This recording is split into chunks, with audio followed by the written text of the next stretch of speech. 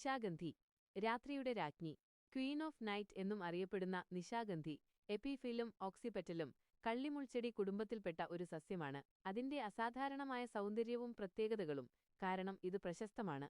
പ്രധാന സവിശേഷതകൾ: രാത്രിയിലെ വിടരൽ. നിശാഗന്ധിയുടെ ഏറ്റവും വലിയ പ്രത്യേകത അതിന്റെ പൂക്കൾ രാത്രിയിൽ മാത്രം വിടരുന്നു എന്നതാണ്.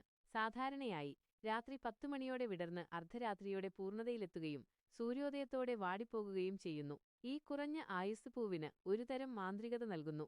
സൗന്ദര്യവും സുഗന്ധവും. വെളുത്ത നിറത്തിലുള്ള ഇതിന്റെ പൂക്കൾക്ക് അതിമനോഹരമായ സുഗന്ധമുണ്ട്. ഈ സുഗന്ധം രാത്രികാലങ്ങളിൽ ചുറ്റുപാടും നിറയുന്നു. ഇലകളില്ലാത്ത കാണ്ഡം. നിശാഗന്ധിക്ക് പ്രത്യക്ഷമായി ഇലകളില്ല. പകരം പരന്നതും പച്ചനിറത്തിലുള്ളതുമായ കാണ്ഡങ്ങളാണ് പ്രകാശസംശ്ലേഷണം നടത്താൻ സഹായിക്കുന്നത്. ഈ കാണ്ഡങ്ങളിൽ നിന്നാണ് പൂമൊട്ടുകളുണ്ടാകുന്നത്. വർഷത്തിലൊരിക്കൽ മാത്രം. സാധാരണയായി വർഷത്തിലൊരു പ്രത്യേക സമയത്താണ് നിശാഗന്ധി പൂക്കുന്നത്. ചിലപ്പോൾ ഒരു കാണ്ഡത്തിൽ 100 പൂക്കൾ വരെയുണ്ടാകാം. സാഹിത്യത്തിലെ സ്ഥാനം. മലയാള സാഹിത്യത്തിലും കലയിലും നിശാഗന്ധിക്ക് വലിയ സ്ഥാനമുണ്ട്. ONV. കുറുപ്പിന്റെ നിശാഗന്ധി നീയെത്ര ധന്യ എന്ന കവിത ഉദാഹരണമാണ്.